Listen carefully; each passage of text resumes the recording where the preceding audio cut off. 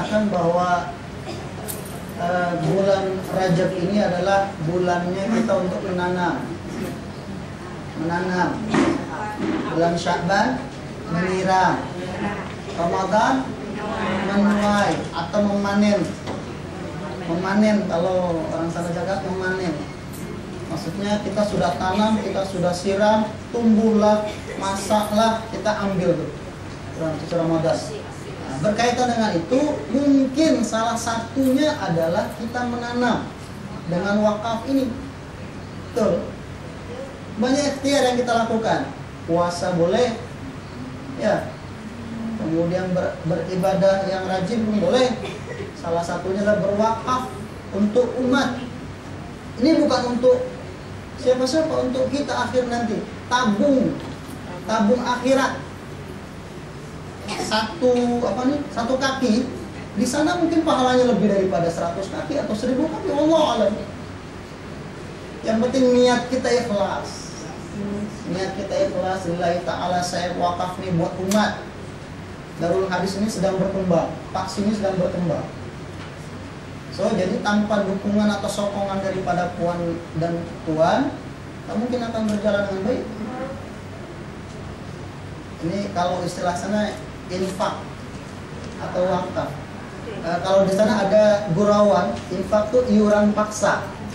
Tapi di sini bukan paksaan, sukarela. Maknanya sila tuan dan puan ingin berwakaf, padahal nanti ada usaha hari yang di belakang sana, yang handsome.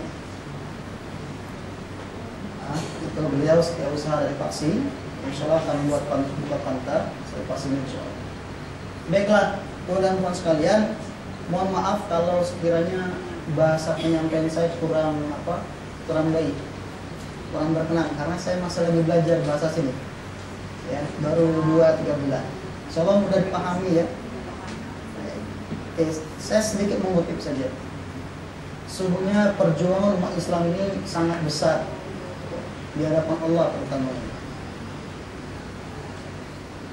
Kita melangkahkan kaki saja dari bilik atau rumah kita, itu sudah dinilai ibadah. Menuju masjid kah, menuju majelis pengajian kah, itu akan dinilai ibadah Allah SWT. Satu langkah, belum lagi berapa langkah sekarang. Kita naik kereta, tak tahu berapa langkah. Satu langkah sudah dinilai Allah SWT sebagai amal ibadah yang baik. Apalagi ribuan langkah, ratusan langkah, bahkan jutaan langkah. Subhanallah. Ya, Allah SWT di mana-mana, di Indonesia pun di mana-mana lebih banyak pengajian itu ibu-ibu, kaum ibu. Karena di surga nanti yang paling banyak masuk pun juga ibu-ibu, dan yang paling banyak masuk neraka pun juga ibu-ibu. Mudah-mudahan di sini ahli surga insyaallah. Amin. Bapak-bapak di mana-mana pun sedikit pengajian bapak sedikit. Saya mengisi pengajian di Darul Hadis itu sedikit bapak-bapak, ibu-ibu yang banyak. Yang paling suka beramal pun ibu-ibu.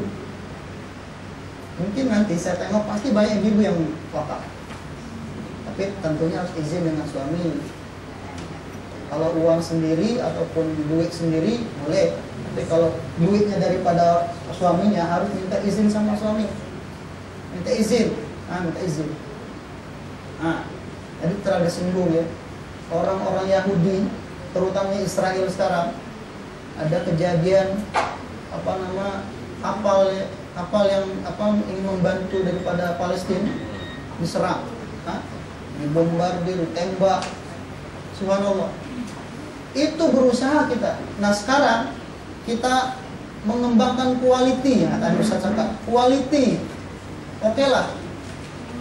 Kalau quantity kita sudah banyak. Orang Islam di dunia mungkin paling banyak dibandingkan orang Kristen ataupun Nasrani atau Yahudi, Hindu, Buddha dan sebagainya. Mungkin kita yang paling banyak. Tapi soalannya adalah apakah quality kita punya? Itu jadi soalan buat kita. Jawabannya adalah pada diri kita. Sudah berkualitikah kita? Allah tidak pernah menjamin kita itu pengajian kita masuk surga. Ada yang bisa jamin, atau ada yang boleh jamin. Yang suka mengaji, yang suka sholat, yang suka saum, apakah akan masuk surga? Belum tentu. Apalagi yang tidak sholat. Nah, apalagi yang tidak suka mengaji, baca Quran. Bapak dan Ibu, baca Quran, seharusnya kita punya target hidup. Kita nih punya plan hidup, punya target hidup, agenda hidup kita sehari-hari. Amalan yaumiyah, amal sehari-hari kita punya target itu. Pertama, contoh misalnya, kita harus bangun jam 3 setiap hari, contoh. Itu harus kita plan. Beda dengan ibu-ibu mungkin harus lebih dulu bangun dibandingkan bapak. Karena banyak pekerjaan rumah yang harus diselesaikan kan? Ya Bu? Begitupun kalau bapak. Karena punya tanggung jawab yang besar untuk memimpin sebuah keluarga. Nah, jadi saling berkongsi, bekerja sama. Kemudian amalan yang penting hidup kita adalah baca Quran.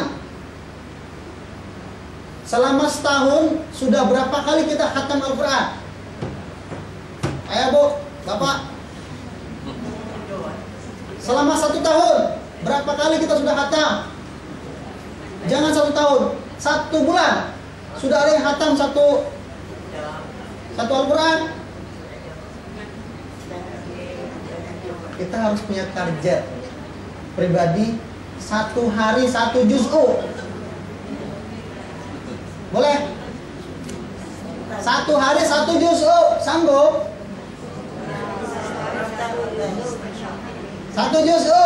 Kalau saya, insya Allah 1 hari saya punya target 1 juz'u minimal. Baca saja, baca. Saya punya mushaf ini yang terjemah. Ada mushaf yang kecil, itu khusus buat tilawah saya baca. Selain daripada murojaah ataupun mengulang hafalan. Nah, ini penting buat kita. Bagaimana keimanan kualiti kita bagus kalau kita tidak pernah atau jarang baca Quran. Orang non-muslim, orang yang bukan orang Islam, itu mereka mempelajari Al-Quran. Untuk apa? Menghancurkan umat Islam. Ini yang dipakai orang umat Islam. Mereka pakai ini untuk menghancurkan kita. Subhanallah. Jadi mau pilih mana? Mau pilih kita baca Quran atau kita tinggalkan Quran? Baca Quran 1 hari minimal 1 juz'u. Sanggup? Ya. Berapa menit lagi? Saya sebentar saja. Jadi coba kita usaha ya, insyaallah mudah-mudahan. Karena saya di mana-mana saya catat macam itu. Karena kita ini sudah merosot keimanan kita, kedekatan kita kepada Allah merosot. Karena apa? Jarang baca Quran. Baca saja, baca. Ya, baca saja. Iqra bismi rabbikal ladzi khalaq. Tadi untuk Ustaz bercakap. Perintah Allah yang pertama kali adalah Iqra. Baca. Kita pandai baca Quran. Belum tentu Quran itu betul atau tidak. Ya. Al-Quran abadan. Selamanya dia akan betul, tidak akan pernah menyesatkan kita. Ada seorang misionaris utusan daripada Amerika. Mohon maaf kalau ada yang pro dengan Amerika. Dia sekolahkan seorang keturunan Arab untuk menghafal Quran. Hafal Quran dia. Kemudian dipelajari maknanya. Dan untuk menghancurkan orang Islam. Dia hafal 30 juz'u. Dia hafal. Tapi apa tujuannya? Bukan untuk menjadi seorang muslim yang saleh, bukan untuk menjadi seorang muslim yang baik, tapi untuk menghancurkan Islam dari dalam. Ini yang lebih berbahaya. Ya, Bapak dan Ibu. Begitu ya, insyaallah. Kita semua insyaallah adalah ahli-ahli surga insyaallah. Murah senyum. Ya, tadi cakap senyum lah. Walaupun biasa saja wajahnya, senyum insyaallah lebih cantik, lebih lawa, insyaallah. Ya, kalau cemberut masam ya, kita pun malas tengok. Ya, baik. Itu ya amalan yang mungkin kita bisa boleh lakukan untuk kehidupan kita sehari-hari. Ya, terutama di bulan Rajab ini. Sebentar lagi habis. Tarik 29 sudah 27 Rajab. Maknanya sudah lebih kurang 1 minggu ya. Seminggu lagi habis. Sayanglah. Jadi kita coba manfaatkan sebaik-baiknya ya, baca Quran. Baca Quran penting. Karena segala penyakit yang ada dalam tubuh kita insya Allah akan sembuh dengan baca Quran. Percayalah. Al-Quran itu syifa, penyembuh. Sakit apa ibu? Sihirkah? Apapun. Kalau baca Quran insya Allah kita yakin Allah memberi pertolongan, Allah memberi inayah, Allah memberi bantuan dengan membaca Al-Quran. Insya Allah sembuh segala penyakit. Mungkin penyakit yang tidak sembuh dengan cepat, hutang saja. Hutang yang lama ya, kita angsur setiap bulan 500 ringgit, 300 ringgit, macam-macam. Itu mungkin lambat sedikit. Tapi kalau penyakit apapun, kalau kita kembali kepada Allah, membaca Al-Quran, insya Allah kita akan sembuh. Ya, subhanallah. Kemudian bapak dan ibu semua nih kenal bapak ibu nih, tahu nih bapak ini nama siapa, dari mana, umurnya berapa, lahirnya berapa, bapak tahu? Tak tahu? Ibu nih ada tahu? Ada hafal, semua hafal nama-nama. Saya pun. Itu salah satu Imam Syahid Hasan Al-Banna, salah seorang ulama di Mesir. Beliau ketika jumpa pertama kali sudah hafal nama anda siapa, alamat di mana, kemudian kamu dari mana dan sebagainya, hafal. Beberapa tahun kemudian berjumpa lagi, oh kamu ini, oh kamu fulan, kamu bin fulan dan sebagainya. Subhanallah, hafal. Kita setiap hari jumpa tapi tak pernah apa, tarikh lahirnya pun tak tahu. Ya, alamat rumahnya pun tak tahu. Anak siapa, punya anak berapa, ya, suami siapa, istrinya, anaknya sekolah di mana. Maknanya tadi Ustaz cakap, umat Islam belum bersatu. Umat Islam belum bersatu. Betul. Kalau umat Islam bersatu, kita boleh ludah tuh Israel tenggelam, habis, mati semua. Ya betul cakap Ustaz tadi. Kalau kita ludah saja tuh Israel, ya, dengan bersatunya umat Islam, banjir, habis semua orang Israel. Setuju, saya setuju. Tapi bagaimana kita bersatu? Itu kita harus saling mengenal, ta'aruf dulu, ta'aruf. Kita ta'aruf, kenal. Saya sudah kenalan tadi ya. Ta'aruf, ta'awud, takaful. Ta'aruf kita berkenalan.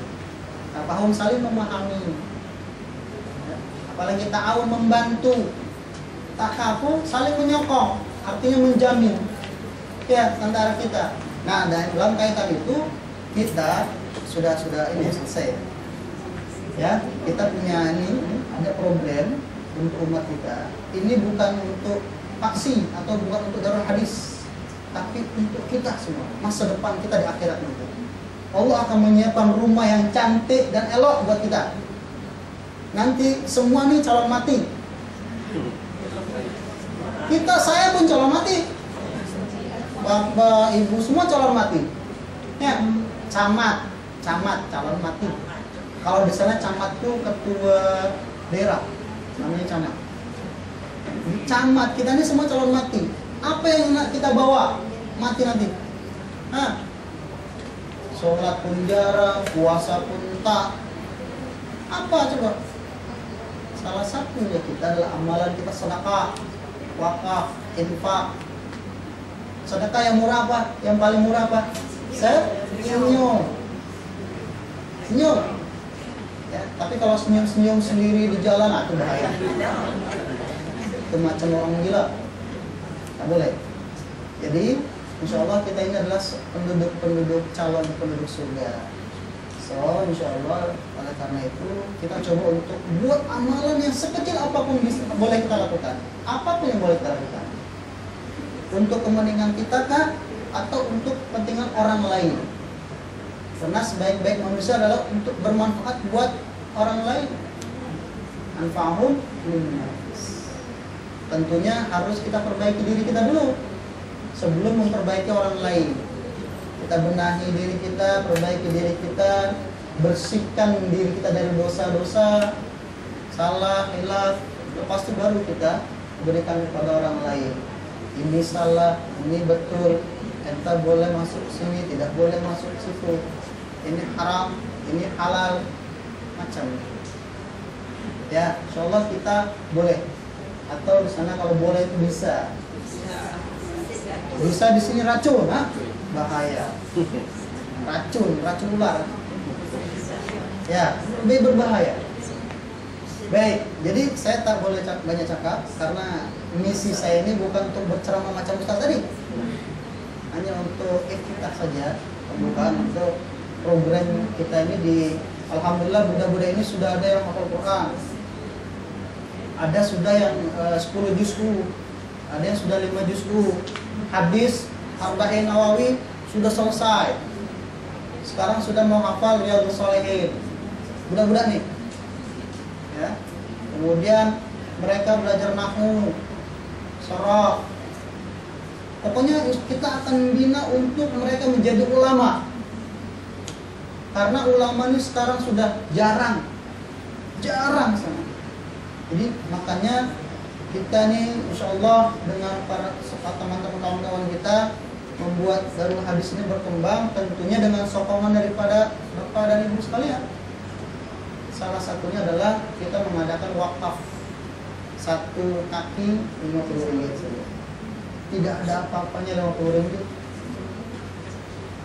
Ibu, bapak sumbang atau sokong 50 ringgit, ini berkali-kali lipat di hadapan Allah SWT. Syaratnya apa? Ikhlas. Kalau terpaksa lebih baik tak boleh. Ya, tak usah lah. Ikhlas lillahi ta'ala. Sudah selesai ya waktunya. Baik, mohon maaf atas